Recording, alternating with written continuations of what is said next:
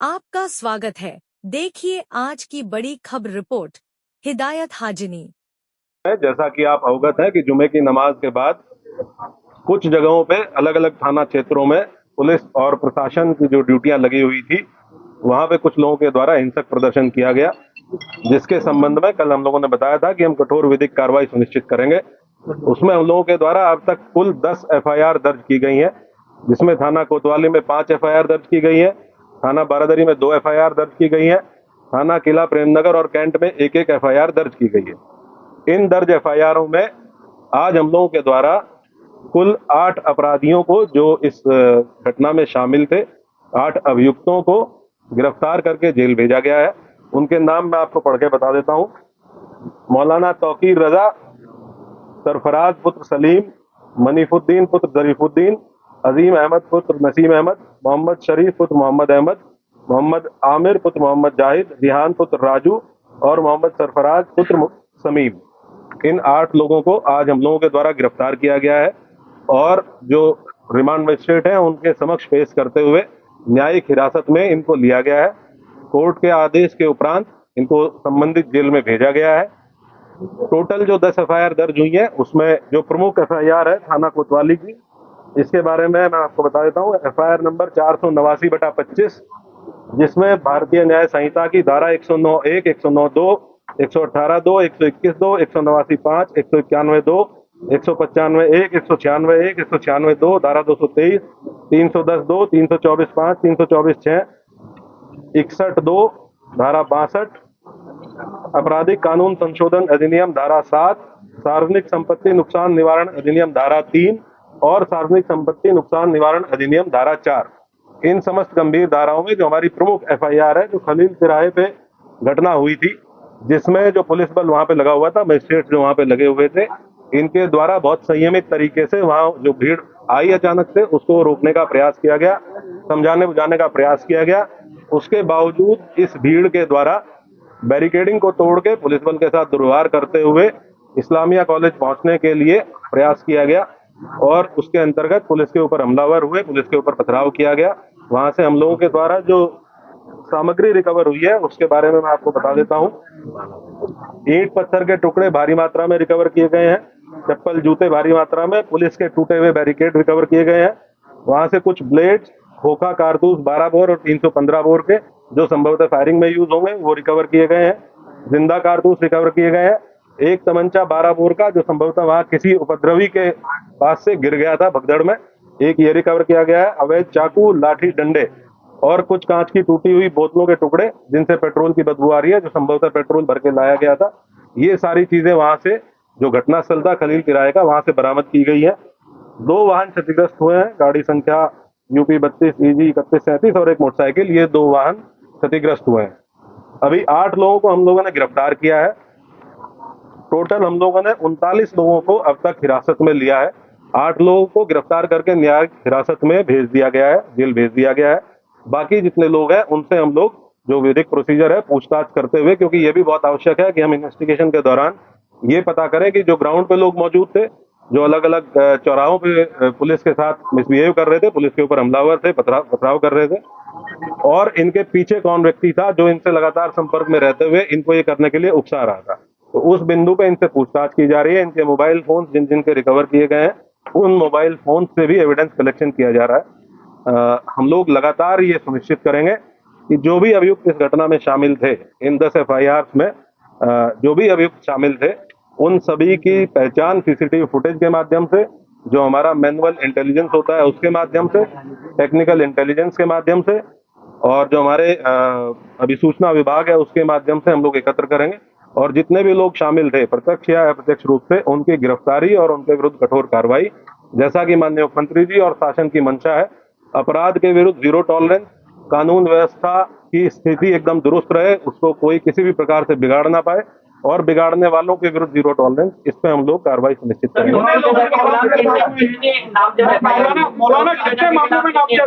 मौलाना कितने मामलों के खिलाफ कितनी एफआईआर? टोटल अभी तक 7 एफआईआर हैं, जिनमें मौलाना तौकीर रजा का नाम प्रकाश में आया है, और हम लोग ये इन्वेस्टिगेशन में भी इसका पार्ट बनाएंगे कि जो लोग जिन लोगों ने पहले दिन लेटर लिख के दिया था और ये आश्वासन दिया था कि कितने FIR? टोटल अभी तक 7 FIR हैं, जिनमें मौलाना तौकीर रजा का नाम प्रकाश में आया है।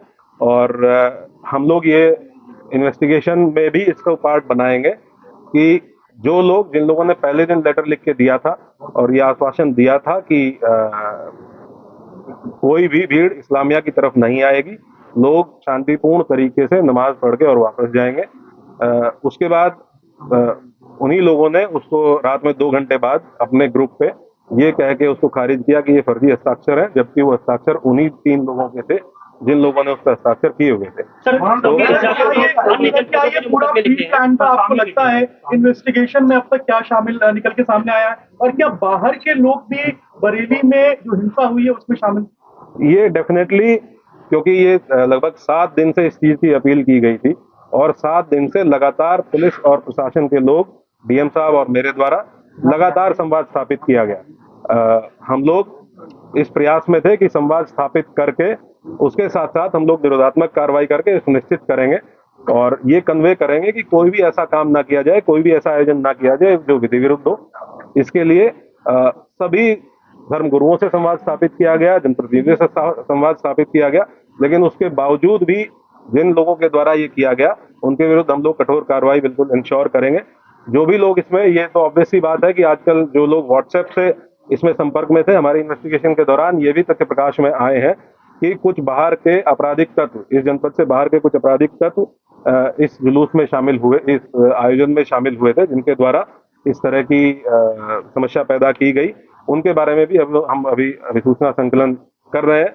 ये भी ज्ञात हुआ है कि इसमें एक नदीम नाम का व्यक्ति ये लगातार फोन पे संपर्क में था और इससे व्हाट्सएप कॉल के माध्यम से लोगों की बात हो रही थी और इसके द्वारा भी वहाँ लोगों को उकसाया गया। हाँ, ये व्यक्ति है जिसके सिग्नेचर थे उस कागज पे जो पहले दिन अपील जारी की गई थी और ये अभी फरार है। पुलिस की टीम है। टोटल कितने लोगों के नाम दर्ज है, कितने अज्ञात है, कितने नाम दर्ज है? ये पूरा, क्योंकि हम लोगों ने टोटल 10 FIR दर्ज की है, तो उसमें अलग अलग जहाँ जहाँ घटना स्थल है, जहाँ जहाँ पे जो घटनाएं हुई है, उसमें अलग अलग लोग नामजद है। टोटल 7 FIR हैं जिनमें इनका भूमिका पाई गई है। विधिक प्राविधान के अंतर्गत जो भी कार्रवाइयाँ पॉसिबल है वो सब कार्रवाइयाँ सभी के विरुद्ध इंश्योर की जाएंगी, सुनिश्चित की जाएंगी। मौलाना तौकीर रजा की पिछला इतिहास भी निकाला जाएगा, तमाम पहले हम लोग सभी अभियुक्तों का आपराधिक इतिहास निकालेंगे, पुराने मुकदमे ये देखेंगे कि उन पुरानों मुकदमे की वर्तमान में कोर्ट में क्या स्थिति है, ट्रायल में क्या स्थिति है और उनमें हम लोगों के स्तर से क्या और तेजी लाई जा सकती है, उसके बारे में भी काम किया।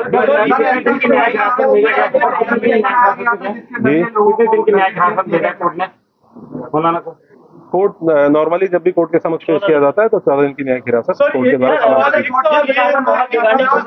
मतलब कोई पुराना मतलब कि बरेली की बड़ा करने के आयोजन से ये भीड़ एकत्र की, कोई बड़ा करना चाह रहे थे बरेली में? ये हम लोग आपको इन्वेस्टिगेशन जैसे जैसे इन्वेस्टिगेशन प्रोसीड करेगी कि इस मंशा क्या थी और जी यहाँ का जुरिस्डिक्शनल जेल बरेली जेल है और जो यहाँ पे रिमांड मजिस्ट्रेट है उनके द्वारा उनको बरेली जेल में। आपने बताया कि तमंचा भी बरामद हुआ है, क्या इस पूरे इंसिडेंट में फायरिंग हुई है? पहला सवाल ये।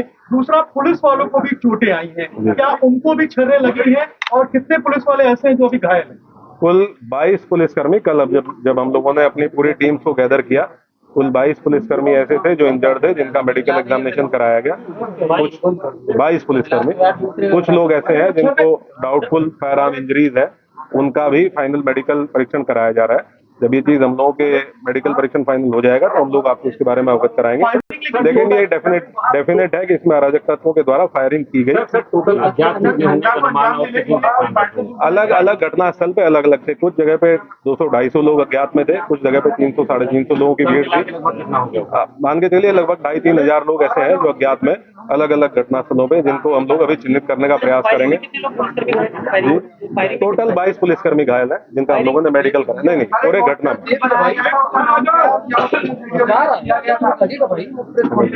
सर, ये टूल किट का इस्तेमाल किया गया है क्या बरेली में हिंसा फैलाने के लिए? जिस व्हाट्सएप ग्रुप की आप बात कर रहे हैं, क्या सोशल मीडिया के जरिए प्रोपेगेंडा फैलाया गया था? क्योंकि कानपुर की घटना का बरेली में बार बार जिक्र आ रहा था, जब हम भी बात कर रहे थे कानपुर की घटना। ये हम लोग इन्वेस्टिगेशन के दौरान अगर कोई इस तरह की चीज हम लोग के सामने आएगी तो मोस्ट डेफिनेटली उसको आप लोगों के साथ शेयर करेंगे। और मैं आप लोगों को इसके माध्यम से एक चीज और बताना चाहूंगा कि हम लोग किसी भी निर्दोष व्यक्ति को किसी भी प्रकार से प्रताड़ित नहीं किया जाएगा। किसी भी ऐसे व्यक्ति को जो इस घटना में शामिल नहीं था उसको परेशान नहीं किया जाएगा, और जो इस घटना में शामिल थे या प्रत्यक्ष या प्रत्यक्ष रूप से शामिल थे उनको बख्शा नहीं जाएगा। सर, अब तक कितनी गिरफ्तारी हो चुकी है? और इसके अलावा और मैंने आपको बताया टोटल 39 लोग हैं जो हिरासत में लिए गए थे, 8 लोगों को जेल भेजा गया। सर, इंटरनेट बैन की जो बात निकल के सामने आ रही है, क्या सोशल मीडिया वालों ने इंटरनेट बैन का प्लान नहीं, इस प्रकार की कोई चीज नहीं, इस प्रकार की। Thank you. Prime voice news में आपका स्वागत है। देखिए आज की बड़ी खबर।